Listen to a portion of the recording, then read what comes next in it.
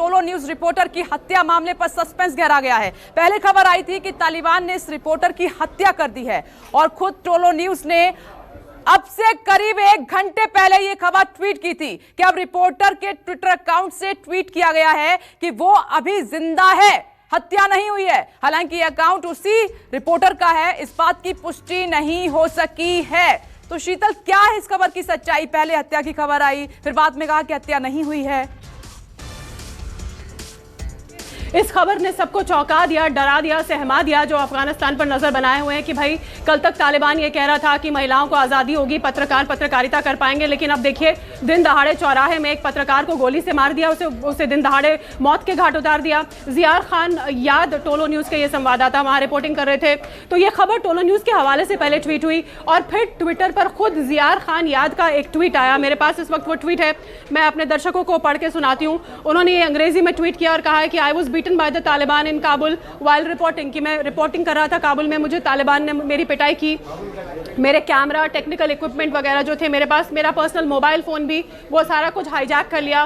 और कुछ लोग ये गलत खबर चला रहे हैं कि मैं मर गया हूँ या मुझे मार दिया गया, लेकिन ये गलत है। लेकिन हाँ, ज़रूर तालिबान ने गन पॉइंट पर हमसे हमारी सारी इक्विपमेंट छीनी, हमें मारा, हमें पीटा, और हम ये बात आगे तक पहुँचाएंगे तालिबान के आला अधिकारियों तक, उनकी लीडरशिप तक, कि भाई ऐसे में क्या मीडिया कहाँ अपने आप को सुरक्षित महसूस करेगा। लेकिन सस्पेंस अभी इसलिए बना हुआ है विपनेश, क्योंकि ये ट्वीट ज़ियार खान याद के ट्विटर हैंडल से है, टोलो न्यूज़ के ट्विटर हैंडल से नहीं है। और ज़ियार खान याद इस ट्वीट में कहते हैं कि उनका मोबाइल भी लिया जा चुका है। तो ऐसे में क्या वाकई ये ज़ियार खान याद ही ट्वीट कर रहे हैं या फिर गन पॉइंट पर उनसे ट्वीट कराया गया या कोई और उनके नाम पर कर रहा है? हालांकि काबुल में जो हमारे जानकार मौजूद है उनका कहना है कि वो घायल हैं इस वक्त ज़ियार खान याद और उनकी मौत नहीं हुई है, लेकिन फिर भी हमें थोड़ी देर तक इंतज़ार करना होगा टोलो न्यूज़ के आधिकारिक ट्वीट का।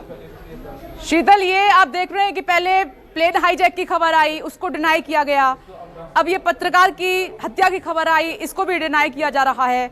यानी कि अभी बहुत सारी सिचुएशन ऐसी बनी हुई है कि जल्दी से उस पर यकीन नहीं कर सकते, कोई चाल भी हो सकती है।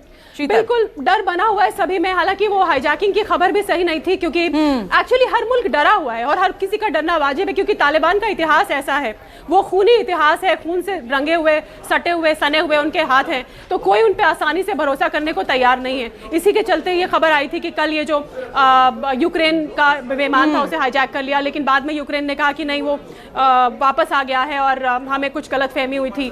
और आज ये पत्रकारों को लेकर भी, पत्रकार भी दहशत में है, वहाँ पर महिलाएं भी दहशत में है कि आप वादा तो कर रहे हैं कि आप सब कुछ देंगे, सब कुछ सामान्य होगा, लेकिन किसी को भरोसा नहीं है। तालिबान के पास ट्रस्ट डेफिसिट है, यानी तालिबान पे भरोसा करने के लिए कोई तैयार नहीं है, ना उनके मुल्क के लोग, ना दुनिया भर में अंतर्राष्ट्रीय ताकतें। तालिबान पर अगर आंख मूंद कर कोई भरोसा करता है विपनेश, तो वो है पाकिस्तान, क्योंकि पाकिस्तान ही असली कल्प्रिट है।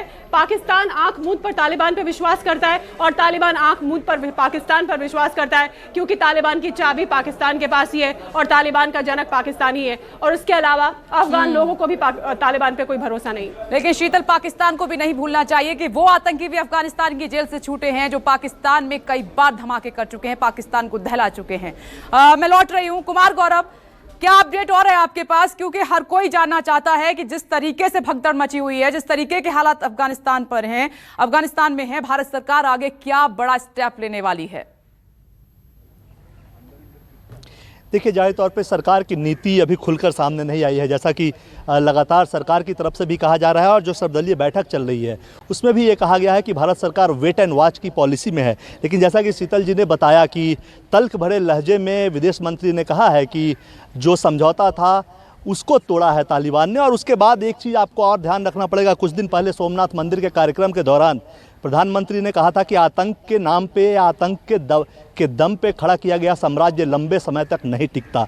इसे भी अफगानिस्तान और तालिबान से ही जोड़कर कहा गया था। तो जाहिर सी बात है, भारत का जो स्टैंड होने वाला है वो टफ होगा। हालांकि वेट एंड वॉच की स्थिति होगी, क्योंकि अभी वहाँ पे कोई कानून नहीं है, कौन क्या है, कौन हेड ऑफ द स्टेट है, कौन विदेश मंत्री है, कौन क्या है। अफगानिस्तान में अभी इन चीज़ों को लेकर कोई सर्टेनिटी नहीं है, कोई क्लैरिटी नहीं है, किसका राज चल रहा है, कहीं पे कोई नियम कानून नहीं है। इसलिए जब तक जिस देश के बारे में आपको अपना स्टैंड बताना है, वहाँ की स्थिति जब तक कुछ साफ नहीं होती, तब तक कोई भारत सरकार क्या स्टैंड ले सकती है। हालांकि आपको याद होगा रूस के राष्ट्रपति से भी प्रधानमंत्री की 1-2 दिन पहले मुलाकात हुई थी और उसमें भी अफगानिस्तान के मुद्दे पे चर्चा हुई थी। तमाम दुनिया के तमाम देशों से प्रधानमंत्री की भी लगातार बात हो रही है और कहीं ना कहीं इन सारी जो बातें हो रही है उन सभी में अफगानिस्तान का मुद्दा होता है और कुल मिलाकर इसके लिए अभी हमें वेट एंड वॉच की जो स्थिति है। कुमार गौरव, शुक्रिया आपका। शीतल, आपका भी बहुत बहुत शुक्रिया।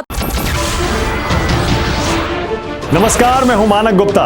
अगर आपको हमारा ये वीडियो पसंद आया हो तो इसे लाइक और शेयर जरूर करें और हां, हमें सब्सक्राइब और फॉलो करना ना भूलें ताकि आप देश और दुनिया की कोई खबर मिस ना करें। तो जुड़े रहिए हमारे साथ और देखते रहिए न्यूज़ 24।